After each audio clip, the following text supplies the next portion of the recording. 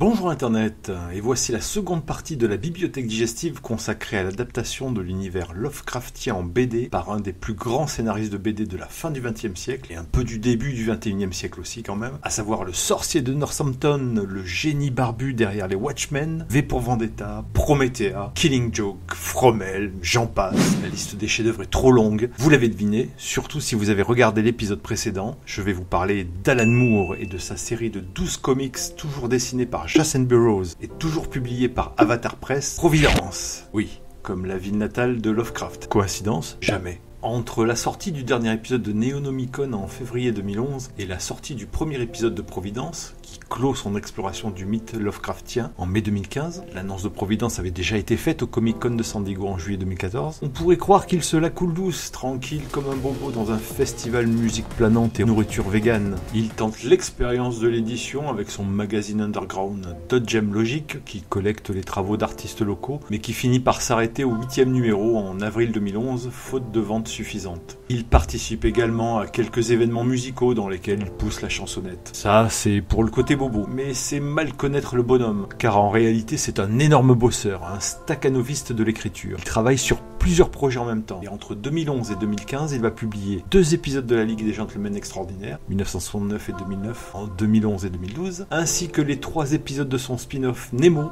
Cœur de glace en 2013, Les Roses de Berlin en 2014 et Fleuve de fantômes en 2015. Puis la mini-série en 6 épisodes Crossed plus 100, de 2014 à 2015, qui est la suite de la série Crossed de Garth Ennis. On rajoute à ça des collaborations à des anthologies ou des essais publiés en livre ou sur internet. On peut penser à tort qu'écrire une mini-série de 12 épisodes en 4 ans ne relève pas d'un exploit remarquable pour un scénariste chevronné comme Moore. Mais Providence, par sa densité et sa richesse narrative, son érudition dans l'utilisation des références à l'œuvre et à la vie de Lovecraft, et l'habileté de Moore à nous raconter une histoire qui est à la fois originale et indépendante, elle peut s'apprécier telle qu'elle, mais qui est à la fois le début et la fin de l'histoire, commencée dans The Courtière des Neonomicon, relève du tour de force pour un homme qui a fêté ses 60 ans en 2013. Je vais à nouveau citer un extrait de la biographie Incantation, le grand œuvre d'Alan Moore par Lance Parkin, qui illustre à merveille la méthode employée par Moore dans la genèse de ce projet. Moore prit son temps pour écrire Providence et s'immergea dans toutes les études récentes touchant à la vie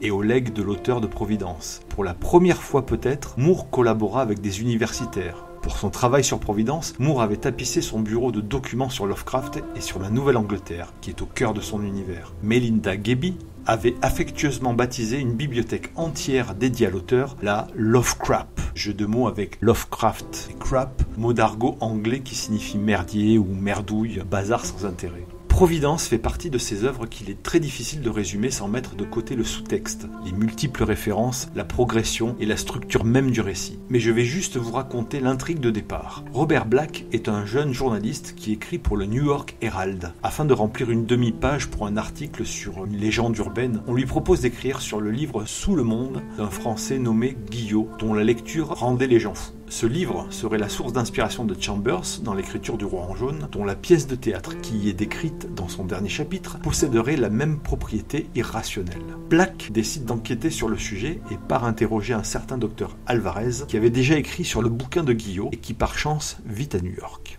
Le docteur Alvarez lui indique qu'il s'est intéressé à Sous le monde pour des mentions faites à un texte alchimique arabe du 8e siècle décrivant des procédures médicales inhabituelles, notamment concernant la réanimation de cadavres et la transmission d'âmes. Il lui précise qu'il existe une copie de ce texte chez un certain monsieur Sudham de Flatbush, un quartier de Brooklyn. C'est le début d'une enquête pour découvrir les origines de ce texte occulte qui va le mener en Nouvelle-Angleterre, à Providence notamment, où il va rencontrer H.P. Lovecraft lui-même et être confronté malgré lui à toutes les horreurs décrites dans ses romans. Les paroles du docteur Alvarez, lors de ce premier entretien, ont alors un écho terriblement prophétique. Il y a donc un pays dissimulé, caché sous la société que nous montrons au monde. Une vérité gênante, elle rôde derrière nos faux-semblants. Cette vérité, c'est une terre profondément submergée. Si un jour elle remontait et nous faisait tous face, que ferions-nous, monsieur Black? Qui ferait quoi que ce soit? Les 12 numéros de Providence ont été publiés aux USA chez Avatar Press de mai 2015 à janvier 2017. Ils ont été édités en France par Panini Comics en 3 volumes, regroupant 4 épisodes chacun. C'est l'édition que je vous présente ici. Le premier volume, intitulé La peur qui rôde, est sorti en janvier 2016. Le deuxième volume, L'Abîme du Temps et le troisième et dernier volume, L'Indicible, sont sortis respectivement en juillet 2016 et juin 2017, ce qui fait un écart d'à peine 6 mois entre la sortie des épisodes US et la publication complète en France. Dos carré, relié, couverture rigide, environ 150 pages par volume, avec en bonus une galerie des couvertures alternatives des épisodes présentés et une explication succincte sur quelques pages des références contenues dans l'histoire. La mise en page et les dessins de Jason Burrows ont gagné en qualité et en assurance depuis son précédent travail avec Moore sur Neonomicon. Les couleurs de Juan Rodriguez permettent d'embellir ses dessins, mais elles leur donnent également de la texture et une atmosphère différente selon les scènes. Chaque épisode, sauf les deux derniers, se termine par des pages manuscrites du journal intime de Robert Black, agrémentées de dessins, d'extraits de livres liés à son enquête ou d'un bulletin paroissial d'une petite église de village. Ces documents diégétiques, dont la lecture peut être parfois difficile voire indigeste, font moins avancer l'intrigue qu'ils ne la rendent réelle. Les notes de Black se dégradent au fur et à mesure que l'histoire progresse et qu'il se confronte aux réalités Lovecraftiennes. Elles sont de moins en moins bien écrites, de plus en plus courtes et raturées. On est le témoin de la dégradation de sa santé mentale directement dans sa tête. Bref, cette œuvre est exigeante, voire difficile d'accès, même pour les érudits de Lovecraft. Mais l'intrigue est passionnante et la mise en image des écrits horrifiques est captivante. Et même si graphiquement elle est beaucoup moins gore et moins violente que Neonomicon, les thèmes évoqués dans ces pages ne la destinent pas du tout à des enfants. Vous êtes prévenus. Et donc, malgré cette exigence dans la narration, Panini Comics a sorti une intégrale des 12 comics un an plus tard, en août 2018, et s'apprête à sortir fin 2023 un omnibus regroupant The Courtyard, Neonomicon et Providence. Je suppose que le bouquin doit quand même très bien se vendre.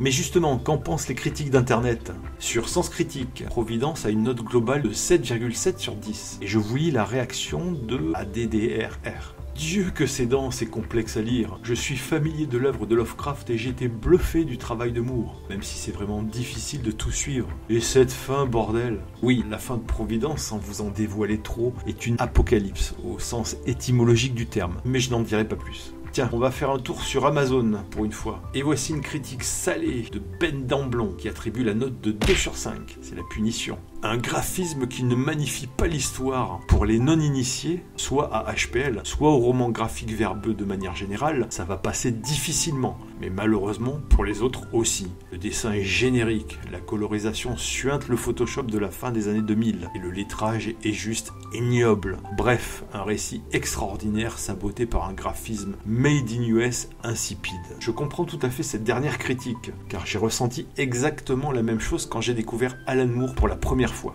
J'avais 17-18 ans et je lisais beaucoup de comics, Special Strange, les X-Men, tout ça. Et je voulais lire quelque chose d'un peu différent, d'un peu plus adulte. En furetant dans les rayons BD de la librairie Mola à Bordeaux, je suis tombé sur les premiers albums de Watchmen, Les Gardiens, publiés à l'époque chez Zenda. La couverture m'avait attiré le regard avec ces personnages en pied habillés en super-héros que je ne connaissais pas. Et ce titre, Les Gardiens, que gardent-ils? J'ai commencé à feuilleter un des albums et je l'ai reposé. J'ai détesté les dessins, la mise en page, les scènes d'action, c'était pas pour moi. Monumentale erreur. Entre-temps, j'ai lu The Dark Knight, j'ai découvert Love and Rockets, j'ai mûri. Et quand j'ai remis la main dessus, quelques temps plus tard, j'ai compris le truc. J'ai apprécié la narration, les références historiques, les documents diégétiques à la fin de chaque épisode. Providence possède ce côté mal aimable au premier abord. Difficile, rigide, mais tout comme Watchmen, il faut faire l'effort de s'y plonger, d'y consacrer du temps de lecture, du temps de cerveau disponible pour en apprécier toute la substance. Alors oui, tout le récit dégueule de références qui nous passent sous les yeux sans qu'on puisse les saisir, à moins d'être un universitaire spécialiste en littérature fantastique du XXe siècle. On passe plus de temps à lire les notes manuscrites de Robert Black qu'à lire la bande dessinée par Jason Burrows. Et la fin, même si elle boucle l'arc narratif commencé depuis The Courtyard, reste incroyablement déconcertante. Mais malgré tous ces défauts, l'histoire principale est une exploration métatextuelle des écrits de Lovecraft. Et les héros de ce comics, Robert Black pour Providence, Meryl Breers pour Neonomicon et Aldo Sachs pour The Courtyard, sont nos guides, nos yeux dans la découverte visuelle de ces univers. Et même si on sent que Moore s'emballe sur les 3 derniers épisodes et pousse le méta à son paroxysme, balançant plusieurs références culturelles ou littéraires, non pas par épisode ou par page,